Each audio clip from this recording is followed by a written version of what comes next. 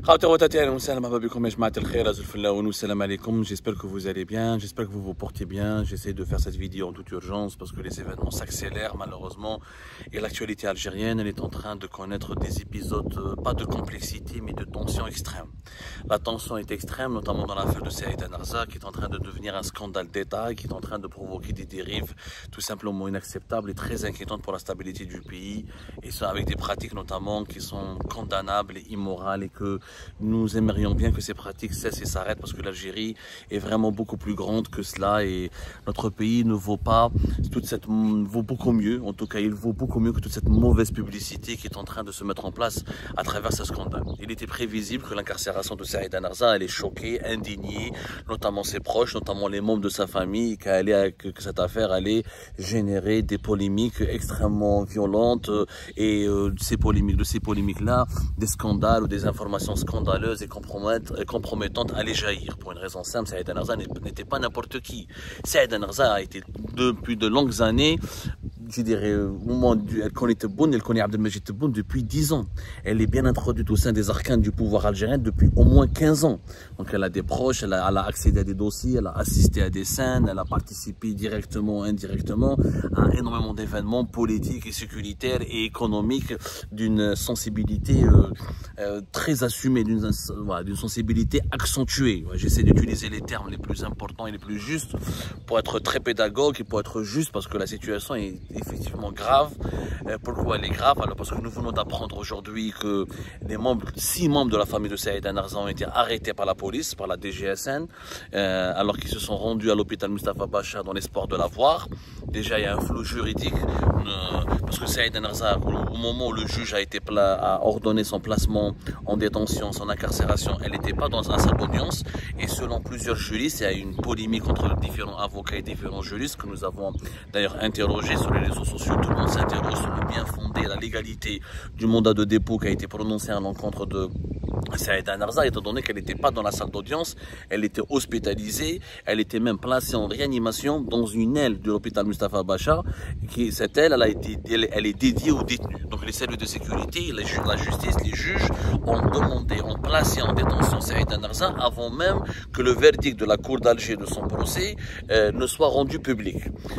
Plusieurs juristes et plusieurs avocats affirment et constatent que normalement, tant qu'elle n'était pas dans la salle d'audience devant la juge, elle ne peut pas être placée en détention directement. Elle peut faire l'objet d'un mandat d'arrêt, ce mandat d'arrêt où le verdict devait être reporté pour qu'il soit prononcé lorsque Saïd Narza se présenterait devant les juges de la cour d'Alger, ou un mandat d'arrêt devrait être émis à son encontre. Dans ce cas-là, il faut que le mandat d'arrêt soit exécuté. Mais est-ce qu'on peut exécuter un mandat d'arrêt contre une personne inconsciente qui est hospitalisée? Inconsciente, et jusqu'au moment où je vous parle, selon les sources les plus proches de Saïd Narza et les sources judiciaires et sécuritaires aussi à qui nous avons posé la question, ils nous ont tous confirmé la version des faits qui a été avancée par son fils Amran Azzouza et par ses proches. Amran Azzouza qui s'exprime sur les réseaux sociaux, d'ailleurs ça lui a causé beaucoup de problèmes, je vais vous dire pourquoi. Donc Saïd Narza a été transféré dans des conditions incertaines et indéterminées vers la prison de Koléa via une ambulance, alors qu'elle était toujours en réanimation. Selon nos sources, elle est toujours inconsciente. Est-ce que les juges sont partis vérifier son état de santé pour confirmer est-ce qu'elle était vraiment admissible à la détention? Parce que pour aller en prison, il faut au moins être en bonne santé. Si quelqu'un est inconscient, comment? C'est pas l'infirmerie de la prison de Koléa qui risque de la prendre en charge. Donc déjà, le fait de l'incarcérer dans des conditions juridiques extrêmement troublantes, voire scandaleuses, elle n'était pas devant la juge, elle n'était pas à la salle d'audience, elle aurait dû faire l'objet d'un mandat d'arrêt et pas d'un mandat de dépôt. Le mandat d'arrêt, visiblement, ne pouvait pas être exécuté tant qu'elle était hospitalisée. Donc il y a une polémique là-dessus extrêmement tendue, ce qui démontre encore une fois que la justice algérienne a obéi à des ordres politiques, elle est politisée, elle est instrumentalisée, et l'instrumentalisation de cette justice dans l'affaire de Saïd Narza, elle a été extrêmement excessive et choquante. Deuxièmement, aujourd'hui, au moment où je vous parle, c'est pour ça que j'essaie de publier cette vidéo en urgence, et de cela plus d'une heure, à Alger, à l'hôpital Mustapha Bacha, des membres de la famille de Saïd Narza ont été arrêtés par les policiers alors qu'ils voulaient la voir, Saïd Narza. Il s'agit de sa fille, de sa sœur, de son frère, de deux cousins ou deux neveux, et de la fille de sa petite fille, la fille de son fils aîné Amran Azouza. 6 personnes, membres de la famille de Saïd Narza, ont été arrêtés encore une fois par les enquêteurs, par des éléments de la DGSN, la police nationale en Algérie, et ils ont été transférés, ils ont été embarqués dans des camions de police, des vétos de police, ils ont été arrêtés comme des vulgaires délinquants, et puis ils ont été transférés au commissariat de Cavignac, commissariat Cavignac à Alger, qui est situé tout près de la Grande Poste, et à Alger Centre. Quel est le crime, quel est le délit des proches de Saïd Narza? Pourquoi procéder à leur arrestation? Et pourquoi les arrêter? Est-ce qu'il y a eu des accrochages avec les éléments de la DGSN? Est-ce qu'il y a eu des tensions? Est-ce qu'il y a eu des tensions verbales? Est-ce qu'il y a eu de l'agressivité de la part des membres de la famille de Saïd Narza? Moi, j'ai parlé avec la famille des membres proches de la famille Saïd Narza. Ils ont assuré que tout s'était déroulé dans le calme, que la famille de Saïd Narza a demandé juste de pouvoir avoir de ses nouvelles, de son état de santé. Est-ce qu'elle s'est réveillée, s'est pas réveillée? Est-ce qu'elle est consciente, inconsciente? Est-ce que ses jours sont en danger, pas en danger? Juste, voilà, prendre connaissance de l'état de santé de leur maman, de leur tante, de leur sœur, parce que son frère était là-bas, sa sœur était là-bas, sa fille était là-bas, sa petite fille était là-bas. Ils ont été arrêtés. Même le chauffeur de la famille de Saïd Narza a été arrêté, qui était sur place. Elle a été arrêtée, embarquée par les policiers et emmenée au commissariat de Cavignac à Alger. Pour quelle raison? Mais les pratiques, elles sont quand même dangereuses, inquiétantes, troublantes. Maintenant, je pense que la justice algérienne et les autorités algériennes devraient observer un devoir de transparence vis-à-vis de cette affaire. Moi, j'aimerais bien que le parquet, que la cour d'Alger fasse un communiqué clair, net et précis. Elle explique pourquoi Saïd Narza a été incarcéré alors qu'elle n'était pas dans la salle d'audience. Est-ce que c'était légal? Est-ce que la loi algérienne permet de placer en détention une personne qui n'était pas présente au moment du verdict de son affaire et qui était hospitalisée, et notamment dans un service de réanimation? Donc on aimerait bien comprendre la légalité de cette affaire. Et pourquoi Saïd Narza a été incarcéré maintenant, alors que durant le procès de première instance, elle n'a pas été incarcérée. Et le procureur de la République, lors du procès à la cour d'Alger, il n'a pas prononcé, il n'a pas demandé le mandat de dépôt. Il n'a pas demandé la détention, il a demandé la confirmation de la première peine qui a été prononcée lors du procès en première instance. Le procès de première instance de fin mai 2025, le 26 mai plus exactement, c'était 10 ans de prison, mais sans mandat de dépôt. Donc qu'est-ce qui s'est passé? Ça premièrement. Deuxièmement, pourquoi arrêter les proches de Saïd Narza? Pourquoi s'en prendre à sa sœur, à sa petite fille, à son frère, à sa fille, à ses cousins, aux chauffeurs de la famille, et les embarquer comme ça, manu militari, comme s'ils étaient de vulgaires délinquants, et les emmener dans un poste de police à Alger Centre, comme s'il s'agissait encore une fois de délinquants ou de personnes de malfrats? C'est quand même bizarre comme procédé, c'est quand même troublant. Il faut que le pouvoir algérien comprenne à un moment donné, ça nous choque, il y a de quoi indigner les Algériennes et les Algériens. Son fils s'est exprimé à l'instant, il a publié sur les réseaux sociaux, il fait part de menaces qui lui seraient parvenues. Il dit que des menaces, qu'ils l'ont menacé, qu'ils lui ont dit si tu te tais pas, si tu fermes pas ta gueule, si tu continues de critiquer Tebboune, de balancer des informations et des critiques sur son entourage et de balancer de graves accusations contre les membres de son entourage et contre le président, bah ta sœur, ta famille seront inquiétées, seront harcelées, seront emprisonnées, incarcérées, poursuivies, des menaces extrêmement graves. Est-ce que c'est vrai? Bien sûr, c'est la version des faits du fils de Saïd Narza.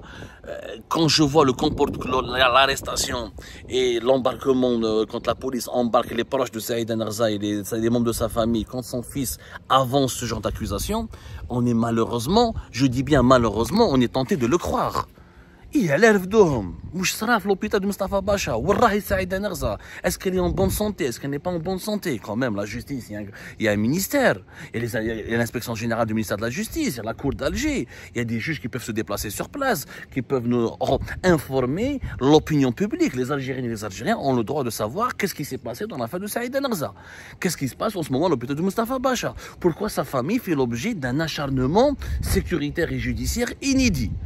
Donc maintenant, si vous voulez faire taire Amran Azouza parce qu'il a commencé à balancer des très graves accusations, il faut savoir, effectivement, j'ai vu ce qu'il a affirmé, ce qu'il a déclaré, les informations qu'il est en train d'avancer, les accusations qu'il est en train de formuler à l'encontre de Tebboune et de ses collaborateurs sont d'une gravité inédite. Et c'est historique. On a le fils d'une femme d'affaires qui était plus qu'une femme d'affaires, qui est représentante de l'État algérien dans plusieurs organisations régionales, notamment internationales, comme le Bureau international du travail, comme l'Organisation internationale du travail, comme BusinessMed, comme Business Africa, des organisations patronales régionales et internationales. Elle avait une proximité avec Abdelmajid Tebboune, elle connaissait Abdelmajid Tebboune, et lui, il nous donne des informations, il est en train de révéler des informations, de les balancer sur la place publique de façon spectaculaire, et c'est choquant ce qu'il est en train de dire sur des affaires de corruption, des pratiques de corruption, de connivence, de collusion d'intérêts, de complot, de guerre de clanisme, de coups bas entre les uns et les autres, plus au sommet de l'État algérien. Ça ne rassure pas les Algériens et les Algériens. On est inquiets. La population, on est inquiète, Yanes. Est-ce qu'il y a un coup d'État qui est en cours de préparation? Est-ce qu'on est dans une guerre civile? Déballage, le grand déballage. Le même jour, donc l'affaire Saïd Narza, on nous apprend que Nasser Djen a été incarcéré et placé sous mandat de dépôt alors qu'il était le patron des services secrets. On nous apprend aussi que le patron de la gendarmerie algérienne, nous sommes en train, un ancien patron de la gendarmerie algérienne de 2021, pratiquement à 2025, général-major Ould Hadj a été lui aussi incarcéré à la prison militaire de Blida. On est en train de confirmer toutes ces informations. Mais qu'est-ce qui se passe, bon sang? Qu'est-ce qui se passe? Est-ce qu'il y a un complot au sein de l'appareil, des appareils les plus délicats et les plus sensibles de l'État? Est-ce qu'il y a eu une tentative de renverser Abdelmajid Tebboune? Est-ce qu'il y a quelque chose? Est-ce que le pays est bien tenu? On est en droit de se poser maintenant toutes ces questions.